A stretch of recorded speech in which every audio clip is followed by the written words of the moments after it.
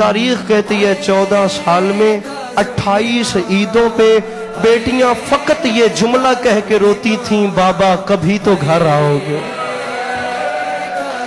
बाबा बेटियां बुलाती हैं, बाबा कभी तो घर आओगे, बाबा कभी तो आके हमसे मिलोगे। 14 साल में वाहिद मजलूम है मेरे ये मौला, जिन्हें जो भी जब भी मिलने आया वो कभी ताजियाना लेके आया, वो कभी नेजा लेके आया। 14 साल का वक्त 4 कैदें मेरे इमाम की तब्दील हुई हैं।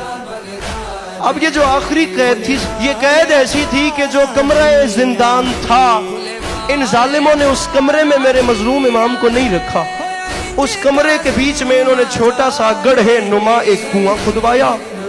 उस तंग से कुएं के बीच में इन्होंने दीवारों के साथ, बिल्कुल 4 दीवारी के साथ, इन्होंने लोहे की बर्छियां दर्ज कर दी, लोहे की बर्छियां पैवस्त कर दी। बीच में मेरे इमाम को खड़े होने का हुक्म दे दिया गया। अब वो छोटा था गहराई में, मेरे इमाम खड़े हो नहीं सकते थे। मेरे इमाम रकू की सूरत में गए, इन्होंने ऊपर से वजनी पत्थर रख दिया, उस कुएं का मुंह बंद हो गया। तारीख कहती है 13 साल तक मेरे इमाम रकू की हालत में उस कैद खाने में रहे हैं। मेरे इमाम पर्दे गैब से ज़्यादा नहीं में फरमाते, दुनिया वालों मेरा सलाम है इस गरीब कैदी पर जो जिंदान में करवट बदलता था तो बर्छियां उसके पहलू में पैवस्त हो जाती थी।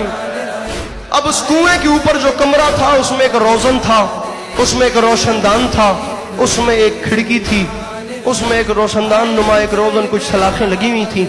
जो सलाखें दूसरी जानिब से बाजार की एक गली में खुलती थी। बाजार से लोग देखते थे तो उन्हें एक जल्लाद नजर आता था, एक पहरेदार नजर आता था, जो इन्होंने मेरे इमाम के उस कुएं के ऊपर खड़ा किया हुआ था।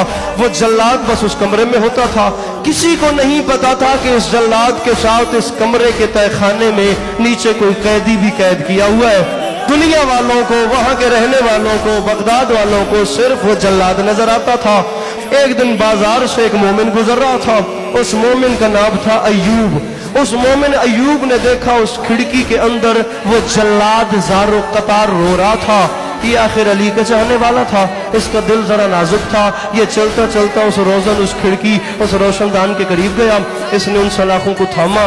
अयूब ने कहा, जल्लाद जहां तक मेरी मालूमात है, जहां तक मुझे पता चला है, जहां तक मेरे सुनने में आया है, ये जालिम बादशाह उन लोगों को जल्लाद रखता है जिनके दिल बड़े सख्त होते हैं। तू आज ज़ारो कतार रो क्यों रहा है? उस जल्लाद ने अपने मुंह पे मातम किया। उसने मुंह पे मातम करके कहा, मोमिन मैं तुझे क्या बताऊं, मुझे 13 साल हो गए इस कैद खाने में। अंदर एक 14 साल से कैद, गरीब कोई कैदी है। 13 साल से उस कैदी ने मुझसे बात नहीं की, उसने मुझसे कभी कुछ कलाम नहीं किया। मैं सुबह आता हूँ, वो फकत अंदर से मुझे सलाम करता है। मैं शाम को जाता हूँ, वो अंदर से फकत मुझे खुदा हाफिज करता है। उसने 13 साल में मुझसे कोई बात नहीं की। आज 13 साल में पहली बार उसने मुझसे एक सवाल किया है। उसने मुझे कहा, मैं गरीब कैदी हूँ, मैंने तुझसे कभी कुछ मांगा नहीं है, मुझे खाली न ला जाना, मुझे सिर्फ इतना बता तेरे घर कोई छोटी बेटी है? मैंने कहा, कैदी मेरे घर छोटी बेटी है, अगर मेरी गुर्बत का वास्ता मानता है तो अपनी बेटी को जिंदान में ले आता है। उस जल्लाद ने कहा, मुझे मौत आ जाती, मैं मर जाता, मैं कैदी के जुमले न सुनता। मैंने कहा, मेरी बेटी और ये जिंदान कहाँ? मैं अपनी बेटी यहाँ क्यों लाऊं? बगदाद की जमीन में ज़लज़ला आया। अयूब मोमिन से उस जल्लाद ने कहा, मोमिन इस कैदी की बात सुन के मेरा जिगर फट गया। इसने मुझे कहा, खुदा के नाम पे कभी कुछ नहीं मांगा, चंद लम्हे के लिए अपनी बेटी ले आ। मैं बेटियों की आवाज सुनने को तरस गया हूँ, और मेरी 18 बेटियां मदीने में मेरी राह देख नहीं है। अयूब मोमिन ने यह बात सुनी कि ढेर देर तक उस जल्लाद के साथ मिलकर वो अयूब रोया।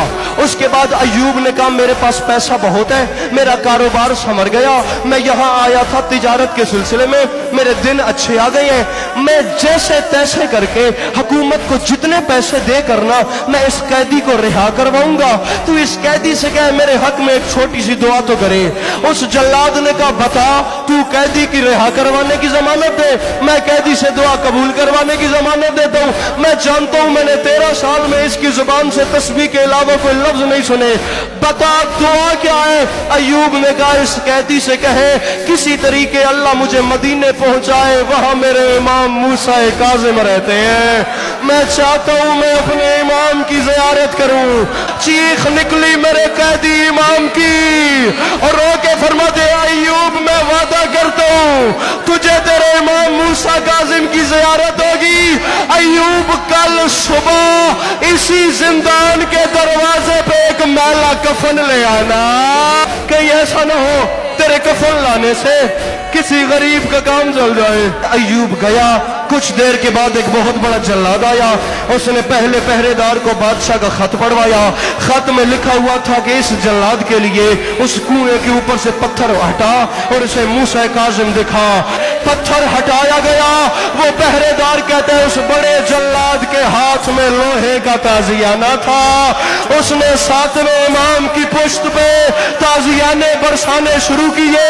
دو غریب ہیں آل محمد کے گھر میں جن کی موت سمجھ میں نہیں آتی، ایک غریب عباس علمدار، ایک غریب میرے امام موسیٰ کاظم، ان کی موت سمجھ میں نہیں آتی۔